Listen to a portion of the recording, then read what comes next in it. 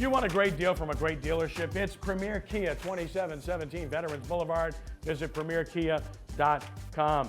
The Premier Automotive family doesn't get any better than this. And Premier Kia with a beautiful new showroom where you can find a beautiful car at a great price from dealers you can trust and salesmen you can trust who know their product and will get you the vehicle you want at the right price. Kia from Premier in Kenner. Ken Trahan, sportsNOLAtv.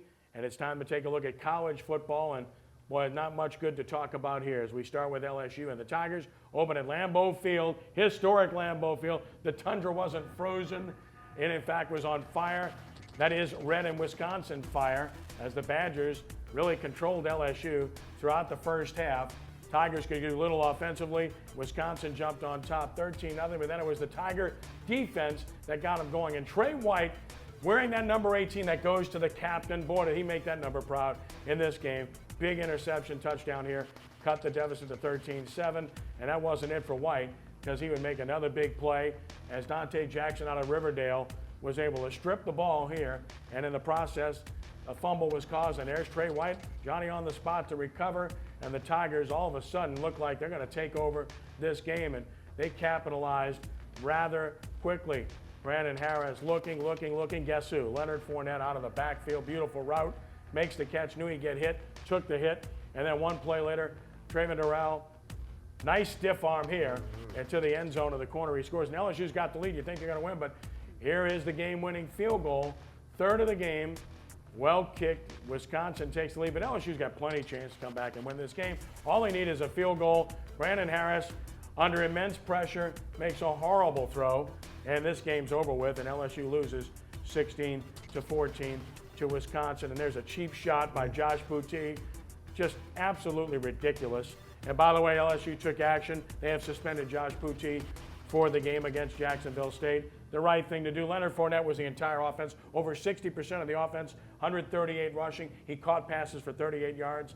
And LSU, well, they ran 50 plays. Wisconsin ran 73. Tells you everything you need to know about the LSU offense. The opposing team snaps it 73 times, and you only give up 16 points. Brian, the LSU defense kept them in the game. It gave them a chance. Yeah, and even they didn't have their best outing. Yeah, you know, this was obviously, it speaks volumes of where they are right now. And is Les Miles back on the hot seat, Kenny? I think he is. I think Cam Cameron's back on the hot seat, too, because their offense was just absolutely pathetic. You know, and we're talking about now 9 months where they could have done something differently. It's going to be a shame if they can't realize more than they've realized with Leonard Fournette running the football. And that's the bottom line, in my opinion. I mean, really, you want him to win the Heisman Trophy. Everybody do. But what you got to do is you got to win ball game first. So to play fake and letting the quarterback see what he can do, they never did, show any of that. I look for them to go out and throw the ball 30 times. I mean, you want Fournette to win the Heisman, but you loosen the defense up by passing the ball and getting them out of an 8-man front like they was in. So, I mean, I just didn't understand the offense. You've see such great young play by quarterbacks around the country. We saw it in this first weekend of the college season. Brandon Harris is no puppy, okay? He's been to a few rodeos, and he doesn't look like he's made any progress. He looked like a scared young player out there on Saturday, or on Saturday against Wisconsin. And look, for them to achieve their goals, he's going to have to play just beyond himself. But as Kenny and I were talking earlier, they've got more problems than just as quarterback. Well, you mentioned, is he back on the hot seat? He was never off the hot seat. Yeah, right.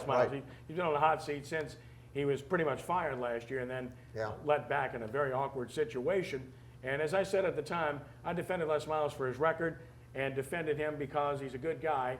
But I didn't defend what was going on in the sense that if you could get a better coach, go get one. It's how they went about their business that was wrong in the process. And as it turned out, the only reason Miles is still here is they couldn't reach an agreement with Jimbo Fisher. Now you're going to hear all the Tom Herman talk moving forward. But flashback to this game.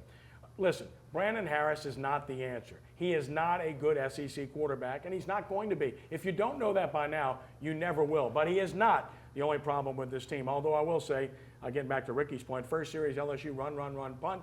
Second series, 3 straight passes and a punt, all 3 of which, by the way, were bad passes to particularly open receivers or bad decisions.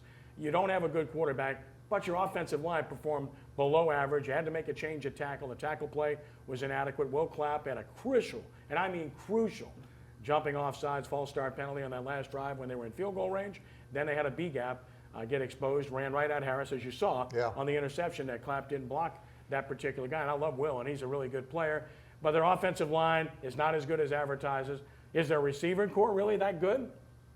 I mean, ask yourself that question. That's a great question. They don't throw it that much, so it's hard to tell. But when they did, Dupree had 4 or 5 balls he could have caught, and he didn't catch them.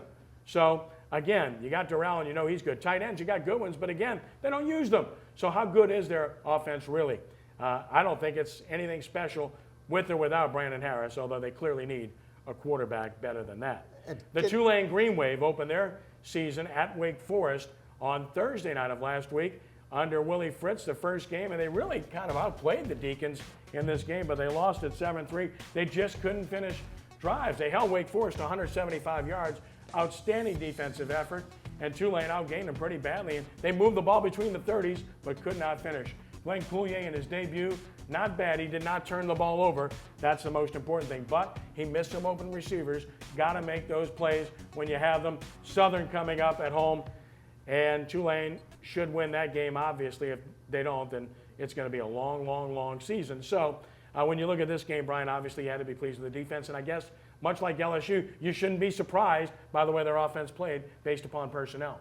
Yeah, and you know what? They had opportunities to win, which is a good sign. That's a very good sign. But as we said last week, you know, this program will be judged on 3 or 4 wins, and they need to get to that number. And this is one that they should win against Southern. Right, and I mean, they should have been 2-0. I mean, they should have beat Wake Forest. You know, I checked them out, and they outplayed Wake Forest, like Ken said, but they just didn't get the points. And you can see the new coach, he's doing a pretty good job over there. I give him credit because that was a game he should have won. Now they got Southern coming in. Southern lost against Louisiana Monroe, so they should be fired up. So it should be a good game. It's a microcosm, their loss, if you ask me, of what's really transpired the last couple of years. Their defense is playing well enough to win. Offense has got to pick up the product here. When we return in just a moment, we'll turn our attention to high school football as Sports NOLA TV continues on WHNO.